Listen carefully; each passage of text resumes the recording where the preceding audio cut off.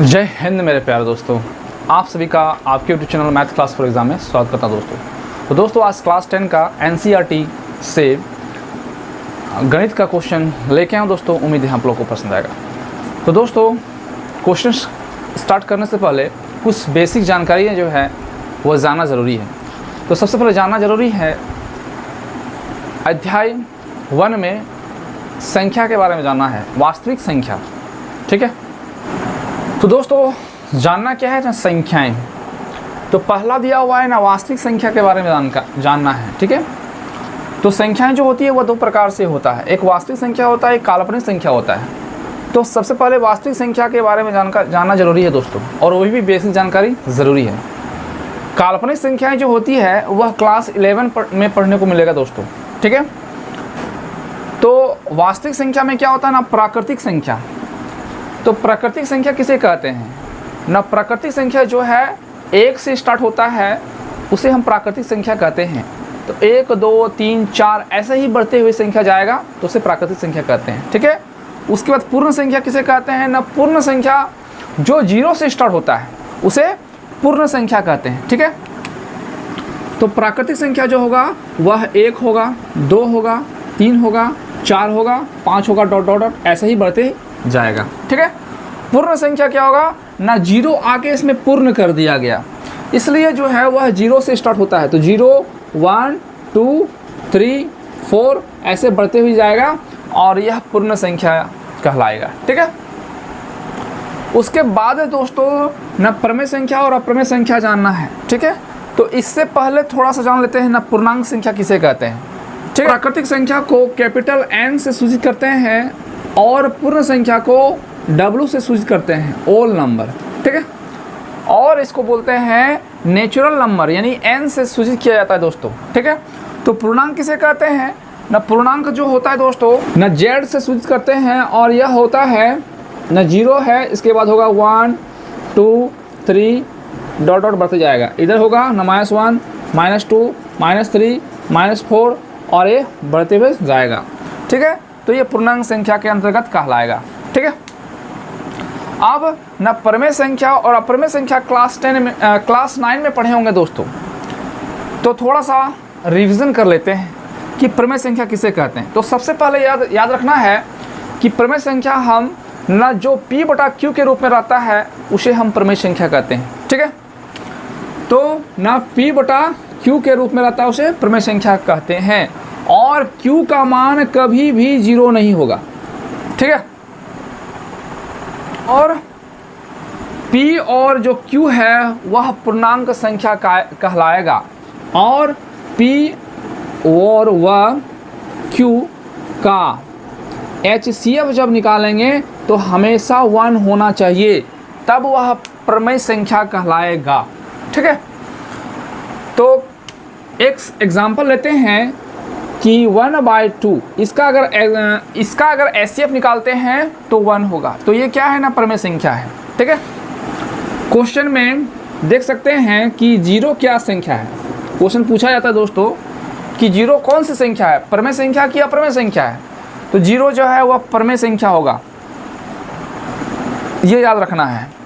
और अगर पूछा जाए कि 1/0 में कौन संख्या है, प्रमेय संख्या की अप्रमेय संख्या है, तो ये अप्रमेय संख्या होगा। ठीक है, तो प्रमेय संख्या हम इसे कहते हैं, और अप्रमेय संख्या किसे कहते हैं, जो प्रमेय संख्या नहीं होगा वह अप्रमेय संख्या कहलाएगा। तो अप्रमेय संख्या किसे कहेंगे ना, याद रखना है ना, अंडर रूट अभाज्य संख्या, अभाज्य संख्या जो होगा ना, अभाज्य संख्या के जो अंदर में जो रूट रहेगा वही अप्रमेय संख्या कहलाएगा। तो क्या होगा ना, एग्जाम्पल के तौर पर है दोस्तों, तो अप्रमेय संख्या के क्या कहेंगे दोस्तों, अंडर रूट में रहेगा अभाज्य संख्या। तो अभाज्य संख्या किसे कहते हैं, जो एक और स्वयं का मल्टीपल हो उसे अभाज्य संख्या कहते हैं। तो अंडर रूट में रहेगा, जैसे √2 ये क्या है ना, अप्रमेय संख्या है। √3 अप्रमेय संख्या है। √4 क्या है, यह अप्रमेय संख्या है नहीं, क्योंकि इसका वर्गमूल निकलेगा कितना होगा 2, इसलिए क्या होगा, ये प्रमेय संख्या होगा। तो इसको यहाँ नहीं लिखना है। तो क्या होगा दोस्तों ना, √5 होगा, क्या होगा ना, √7 होगा। तो तो ये जितना भी संख्या कहलाएगा वह अप्रमेय संख्या कहलाएगा। ठीक है, अब देखना है दोस्तों ना 1.01 फिर 0001 डॉट डॉट ऐसा ही जाएगा। तो जो अशांत के रूप में रहेगा, अशांत, वह परमेय संख्या अप्रमेय संख्या के रूप में रहेगा, अप्रमेय संख्या जो है कहलाएगा। ये याद रखना है दोस्तों। ठीक है, और अगर इस तरह लिखा जाए कि 1.3 तो ये क्या कहलाएगा, यानी 1.33 ये रिपीट हो रहा है, तब यह जो है वह परमेय संख्या के रूप में कहलाएगा। तो इस सब का ज्ञान जो है होना चाहिए दोस्तों। तो दोस्तों पढ़ना है ना यूक्लिड विभाजन प्रमेय। प्रमेय जो है ना 1.1 पढ़ना है और इसको याद रखना है, क्योंकि इसी से संबंधित क्वेश्चन 1.1 प्रश्नावली में दिया हुआ है। तो याद रखना है दोस्तों ना a का जो मान होगा वह हमेशा b से अधिक होगा। a का जो मान होगा वह b से अधिक होगा। इस कंडीशन में यूक्लिड विभाजन प्रमेय के अनुसार क्या होगा ना a equal to b multiple q plus r। ठीक है, जिसमें से r का मान जो है वह r जो है वह b से कम होगा और 0 से अधिक होगा। ये याद रखना है। ठीक है, यह यूक्लिड विभाजन प्रमेय के माध्यम से ये रूल्स है दोस्तों। ठीक है, अब इसमें क्या है दोस्तों ना थोड़ा सा याद रखना है। तो दोस्तों किसको क्या कहते हैं, तो याद रखना है कि यहाँ जो b होगा वह भाजक कहलाएगा और यह भाज्य कहलाएगा, और ये क्या होता है ना भागफल कहलाता है दोस्तों। और जो नीचे रहता है, नीचे यहाँ आएगा, उसको शेष कहते हैं, रिमाइंडर। ठीक है, तो इस कंडीशन में यहाँ क्या हो सकता है, यहाँ जो होगा यह क्या कहलाएगा ना भाज्य कहलाएगा, और ये जो b है वह क्या कहलाएगा ना भाजक कहलाएगा, और ये r जो है वह शेष फल यानी शेष कहलाएगा। ठीक है, तो ये याद रखना है दोस्तों। एक एग्जाम्पल के रूप में ले लेते हैं दोस्तों ना, a का मान ले लेते हैं 5 और b का मान ले लेते हैं 2। ठीक है, और इसको लिखते हैं इस कंडीशन के रूप में, यहाँ 5 लिखना है, यहाँ 2 लिखना है, तो कितना हो जाएगा ना 2 दूना 4, यहाँ 2 लिखना है, यहाँ 4 लिखना है, यहाँ आ जाएगा 1। अब क्या करना है दोस्तों ने इस फॉर्म में लिखते हैं, तो एक b का मान क्या, a का मान क्या है ना 5, तो यहाँ लिखना है 5 इक्वल टू, इससे इसको मल्टीपल करना है, क्योंकि देखिए b इंटू क्यू, तो ये क्या है ना a हो गया, ये हो गया b और ये हो गया q। ठीक है, तो a का मान क्या है ना 5, फिर लिखा हुआ है b और q, तो b का मान क्या है ना 2, तो लिख दिए 2, और फिर लिखा हुआ है q का मान क्या है ना 2, तो लिखना है 2, फिर प्लस r का मान क्या है ना शेष कितना है ना 1 आया, तो 5 इसका क्या होता है 2 दूना 4 और प्लस 1, तो 5 बराबर 5 जो है यह प्रूव हो गया। तो यूक्लिड विभाजन प्रमेय के अनुसार से ऐसे आप जांच कर सकते हैं, और ये हमेशा याद रखना है, और इसी से संबंधित क्वेश्चन जो है आगे देखने को मिलेगा। ठीक है, दिया जा रहा है, इसे आप याद रखें। ठीक है, तो ना प्रश्नावली 1.1 में दिया हुआ है निम्नलिखित संख्या का एचसीएफ ज्ञात करने के लिए यूक्लिड विभाजन एल्गोरिथम का प्रयोग कीजिए और निकालना है दोस्तों। ठीक है,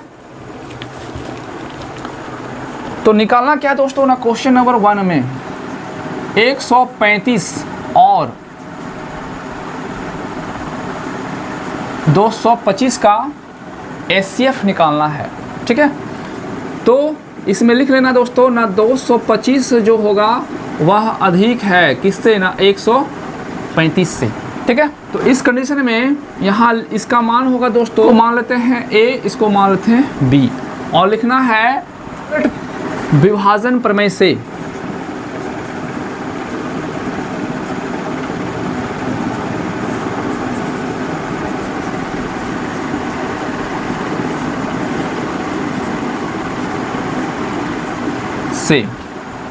तो क्या है रूल दोस्तों ना a equal to B Q plus R, ये दिया है दोस्तों। ठीक है, और इसको बनाना है यही, इसके जस्ट बगल में बना करके यहाँ लिखना है। तो क्या दिया हुआ है ना इसको ऐसा करके लिखना है हमेशा, जो ज़्यादा है यानी ए जो रहेगा वो बीच में रहेगा।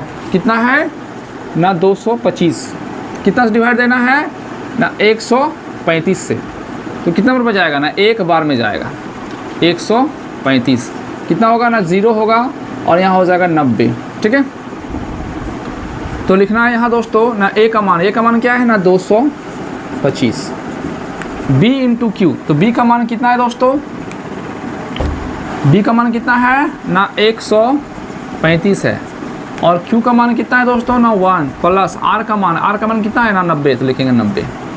ठीक है, इसको लिख सकते हैं ना चरण नंबर 1।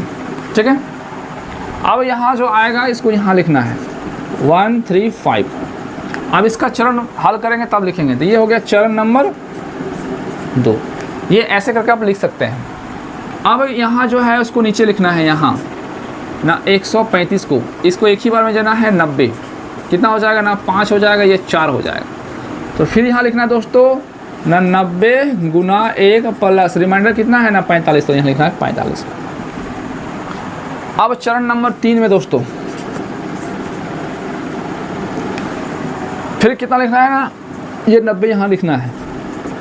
ठीक है, अब क्या करना है दोस्तों ना, यहाँ जो 90 है ये 90 को फिर यहाँ लिखना है, तो 45 दूना 90, ये हो गया कट गया, यानी शेष जो है ना 0 में 0 घटाएंगे 0 हो जाएगा, यानी शेष जो होगा वह 0 हो गया। तो यहाँ लिखना है दोस्तों ना 45 गुना 2, 45 गुना 2 और प्लस शेष कितना आएगा ना 0 आएगा, 0 हो गया। और जो 0 के ऊपर में होता है वही इसका HCF होता है दोस्तों। ठीक है, लिखना है दोस्तों ना अंतिम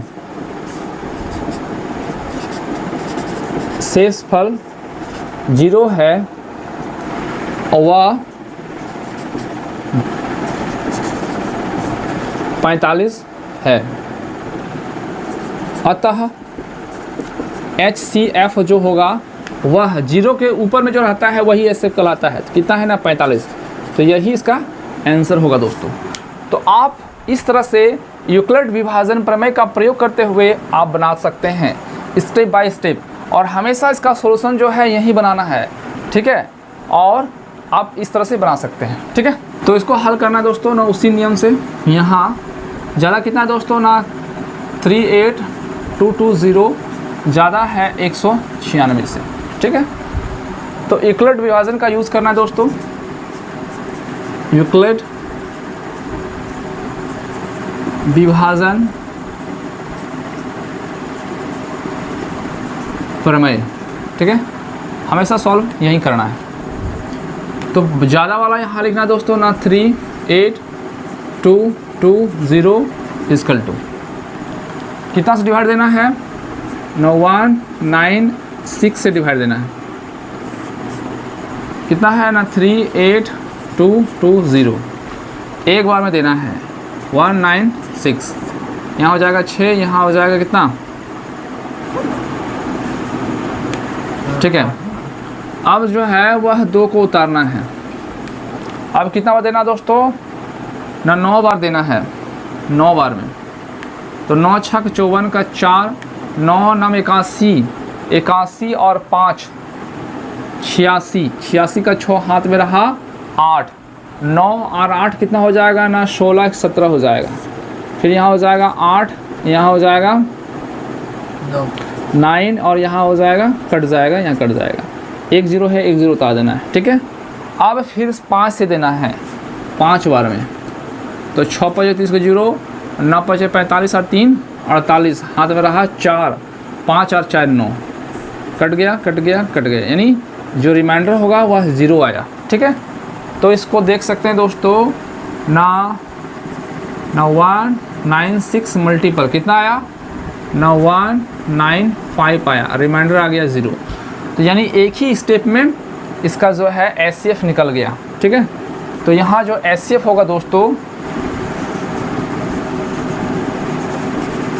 शेषफल 0, वह भाजक जो है वह 196 ही है, इसलिए जो है अतः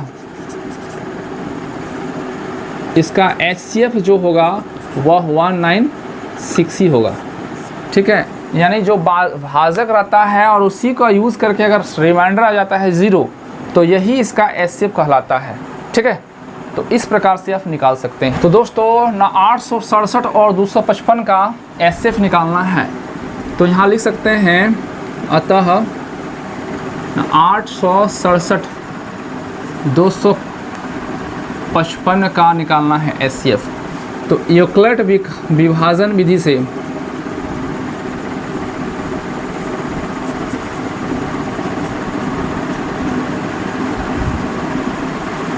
प्रमेय से दोस्तों क्या रूल है ना, A = BQ + R, ये पता है। अब यहीं से डिवाइड करना है दोस्तों, कितना है ना 255 से डिवाइड देना है, कितना को 867 को, कितना जाएगा ना दोस्तों ना 3 बार में दे देते हैं, तो 3 × 5 = 15 के 5, 5 × 3 = 15, 16 का 6। ठीक है, तो ये सब याद रखना है, कितना हो जाएगा ना 102 हो जाएगा। तो क्या है ना A = तो इसको A मानना है और B और Q, तो ये हो गया B और ये हो गया Q, और रिमाइंडर का मतलब R का मतलब होता है रिमाइंडर, यहाँ लिखना है। ठीक है, फिर वही पोजीशन, फिर यहाँ जो है दोस्तों लिखना है ना 255 = अब 255 को डिवाइड देना है 102 से, 255 को तो 2 से चल जाएगा, तो यहाँ हो जाएगा 2 दूना 4, 0, फिर 2 एकम 2 हो जाएगा। यहाँ घटाना है तो 1 हो जाएगा, फिर 5 हो जाएगा, यहाँ 0 हो जाएगा, तो इसको लिखना ही नहीं है।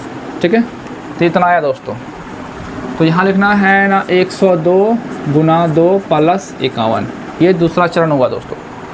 फिर क्या है ना 102 को यहाँ लिखना है, अब 102 को डिवाइड देना है 51 से, तो यहाँ लिखना है 102 भागा देना 51 से, कितना जाएगा ना 2 बार में 102 आ गया, कट गया कट गया कट गया, यानी रिमाइंडर आया 0। ठीक है, तो यहाँ लिख सकते हैं दोस्तों ना 51 × 2 + 0। जब 0 आ गया इसका मतलब एचसीएफ आ गया। एचसीएफ के इसके ऊपर वाला होता है, या तो जो भाजक होता है वही होगा इसका एचसीएफ। तो यहाँ लिख सकते हैं अतः शेषफल 0 है, वह भाजक जो है कितना है ना 51, तो 51 है, इसलिए जो है वह एचसीएफ होगा ना 51, इसका आंसर हो गया। तो इस प्रकार से आप निकाल सकते हैं यूक्लिड विभाजन प्रमेय का प्रयोग करते हुए। ठीक है, तो दोस्तों क्लास 10 का ये संबंधित क्वेश्चन था। अगर क्लास अच्छा लगा हो तो प्लीज़ हमारे चैनल को सब्सक्राइब एंड अपने दोस्तों में शेयर जरूर कीजिएगा दोस्तों। तो दोस्तों आज तक इतना ही। जय हिंद, जय भारत।